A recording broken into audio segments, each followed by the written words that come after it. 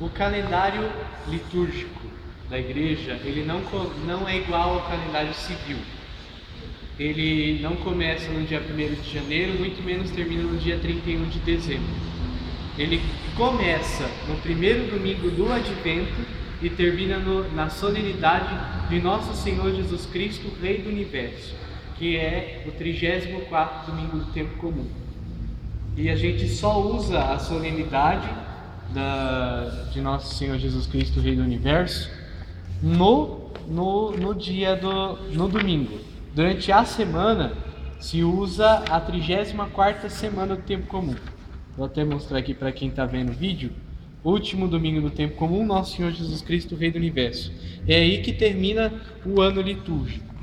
E um pouquinho antes, quando tem missas durante a semana, nessa última semana que antecede o Advento, se usa essa.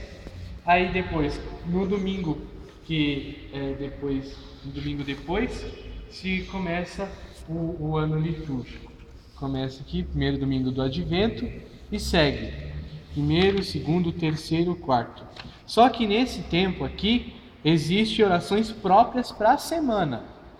Por exemplo, no tempo comum, você vai usar a mesma oração do dia, a mesma oração sobre as oferendas e a mesma oração depois da comunhão na semana inteira. Por exemplo, no Advento, na Quaresma, no tempo pascal, você tem as orações próprias da semana. As orações próprias da semana. Por exemplo, primeiro domingo do Advento. A primeira semana do Advento, como está indicando aqui no missal, vai para a página 133. 133, você já vem para cá. Segunda-feira até o dia 16 de dezembro, você usa essas orações. Aí tem a oração do dia, da primeira semana do Advento, da segunda, da terceira, da quarta. Da quarta já é outro dia, né? Que já vai pro dia até o dia 16 de dezembro. Depois do dia 16 de dezembro, as orações são próprias. Aí tem dia 17, 18, 19, 20, 21, 22, 23 e o dia 24. O dia 24 de dezembro se usa a oração do dia da manhã, tem uma oração própria. Já depois das primeiras vésperas, que é o que nós já celebramos, né? As primeiras vésperas são aquela a gente conhecida como a oração das 6 horas da tarde, né? Na liturgia das horas e tudo mais. E nós chamamos de missa da vigília, né? Por exemplo, no Natal, para a tarde do dia 24, aqui como está indicando, antes ou depois das primeiras vésperas, né? Se celebra a missa da vigília. Em alguns lugares se celebra a missa da noite, que é a famosa missa do galo.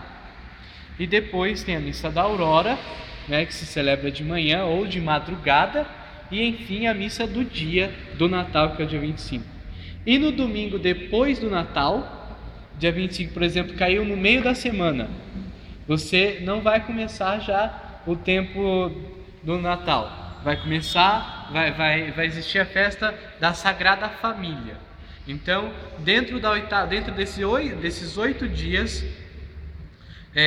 do Natal, ou até no meio desses 8 dias, né? Chegando, por exemplo, o Natal é no sábado, no domingo já se celebra a Sagrada Família, né? Então, aí tem dia 29, dia 30, né? Quando esses dias não caem na festa da Sagrada Família. E no dia 1º de janeiro, a solenidade de Santa Maria, Mãe de Deus. Depois disso, depois da Sagrada Família, aí já começa, segundo domingo depois do Natal. E aí, no dia 6 de janeiro, se celebra a Epifania do Senhor. É o dia em que normalmente nós chamamos a festa dos reis magos, né? Nós chamamos assim, mas a igreja chama de Epifania. Entre os dias 2 e 8 de janeiro, aqui no Brasil, se celebra essa festa no domingo. Não se celebra propriamente, por exemplo, no dia 6 de janeiro caiu numa segunda-feira. não vai celebrar na segunda-feira, vai celebrar no domingo, antes do dia 6, entre os dia 2 e o dia 8 de janeiro. E aí depois, no domingo, depois do dia 6, né, tem anos que se celebra a Epifania no domingo e o batismo na segunda-feira. Mas geralmente se celebra o domingo antes, entre o dia 2 e 8 a Epifania, e no domingo depois celebra o batismo. Aí tem os dias da semana depois do tempo do Natal, né? Segunda-feira, terça-feira, que é as semanas, né? Antes da solenidade, né? A oração do dia, tem que sempre lembrar isso, né? Nos dias da semana do tempo do Natal, tem oração antes da solenidade da Epifania e depois da solenidade da Epifania. E aí sim, nós começamos o tempo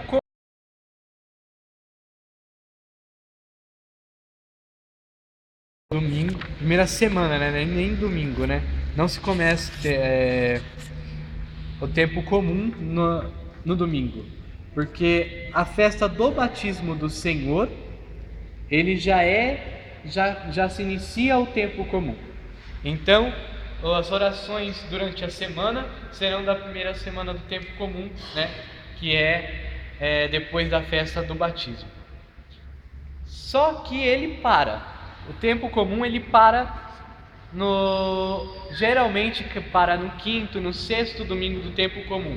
Por quê? Porque se inicia o tempo da quaresma, né? Para-se um tempo litúrgico e começa-se outro, né?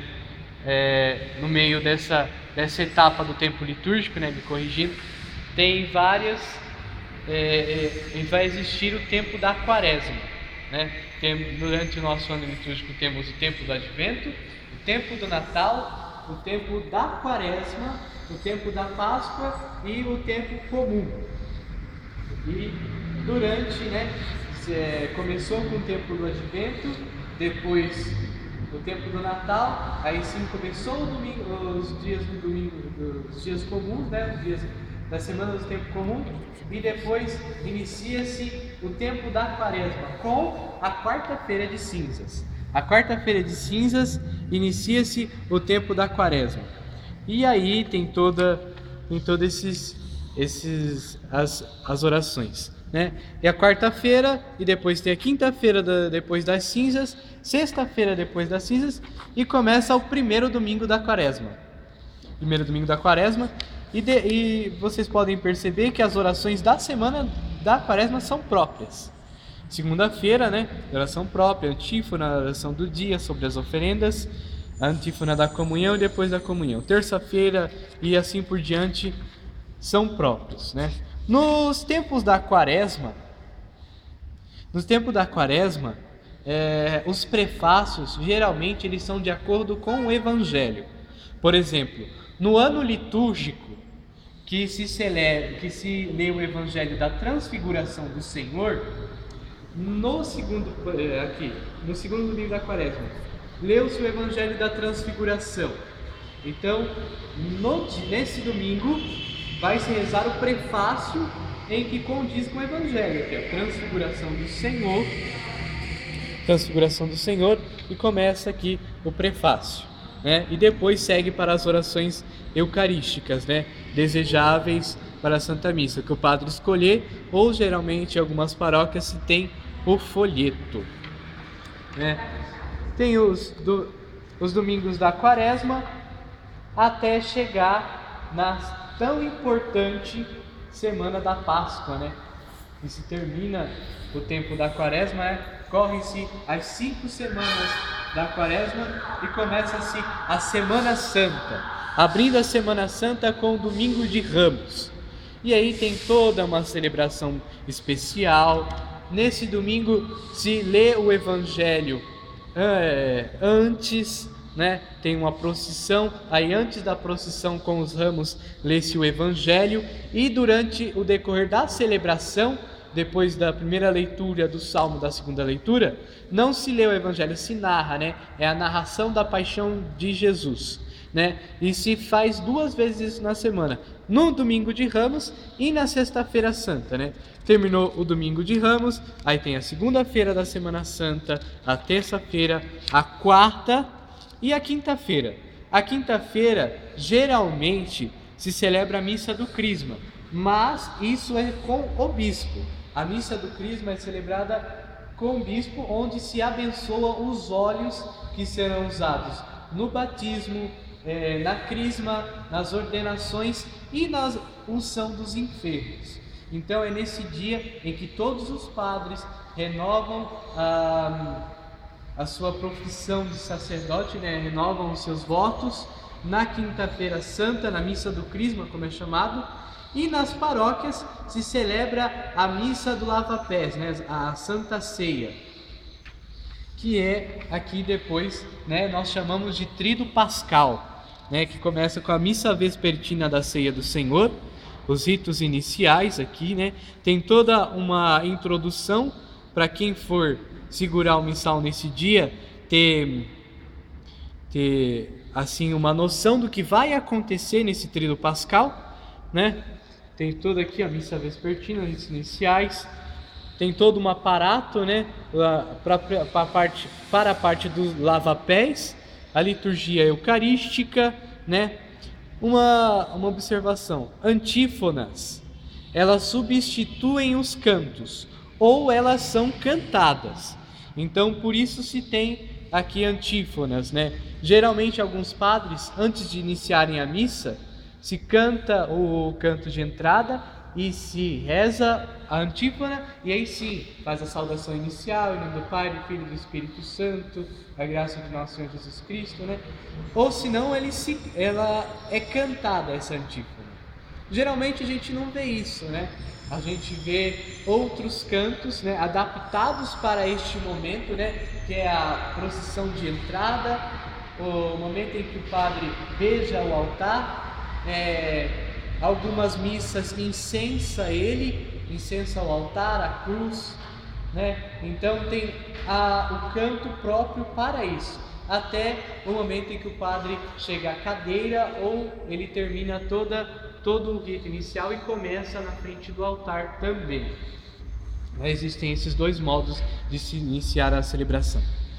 Quinta-feira Santa, sexta-feira da Paixão do Senhor, né?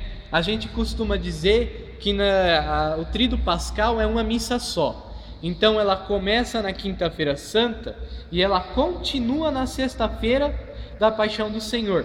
Por isso que quando nós chegamos na igreja no dia da Paixão do Senhor, a missa ela não começa como normalmente, né? Começa com os ritos iniciais, não. Começa com o padre entrando em silêncio e depois ele se prostra diante do altar, né? Lembrando do sofrimento de nosso Senhor Jesus Cristo por nós. Então é aquele momento em que ele se debruça no chão, né? E fica alguns momentos ali, né? Lembrando, iniciando esta entrada, né, de nosso Senhor Jesus Cristo no caminho do Calvário. Então tem toda a celebração. Não se diz oremos nessa oração do dia, nessa oração dessa sexta-feira santa. Pode mostrar aqui, ó. Oração, não se diz oremos. O padre pode começar direto, né? Ó Deus, foi por nós que o Cristo, vosso Filho, derramado do seu sangue, etc, etc, etc. E tal, começa a ser liturgia da palavra. Faz a primeira leitura, como normalmente, né?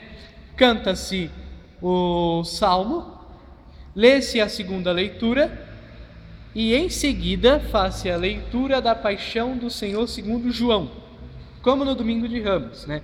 Como eu disse, faz-se 2 vezes esse momento, né? Domingo de Ramos e a Paixão do Senhor. E aí vem todo aquele aparato, né? Oração universal, né? A parte da comunhão, antes disso a adoração da Santa Cruz, né? Eis o lenho da cruz no qual pendeu a salvação do mundo. E aí tem toda esses daqui são cantos que podem ser feitos durante este momento, né? E aí depois vem a comunhão. E então o sábado santo, em que nós celebramos a vigília pascal, que cantamos o Exulte, né? Abençoamos o Círio Pascal, que normalmente fica do lado da pia batismal, para realizar-se o sacramento do batismo, da crisma também, né? O círio pascal, que é aquela vela grande que tem o ano correspondente do círio e que representa a luz de Cristo no mundo, em nossas vidas. E aí tem a liturgia do Sábado Santo. Em alguns locais se celebra batismo neste dia, e junto com o batismo já se celebra a crisma. E aí sim, já chegamos na Páscoa. Chegando na Páscoa, temos a missa do domingo da ressurreição e assim os dias decorrentes da semana. Chegou-se no domingo do tempo da Páscoa, no terceiro, no sexto, e aí terminando o tempo pascal, tem-se a solenidade da Ascensão do Senhor, em que Cristo ressuscitado sobe aos céus para mostrar assim a glória de Deus em nossas vidas. E assim, nos locais em que o sétimo domingo não for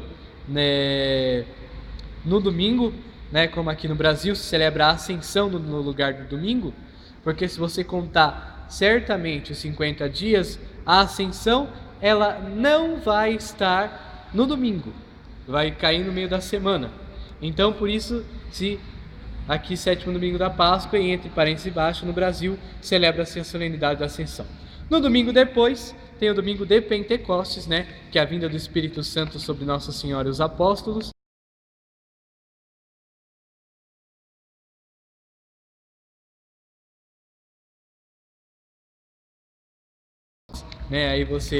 Aí o padre reza essas orações, né? E depois do sétimo domingo da Páscoa, onde se celebra essas orações.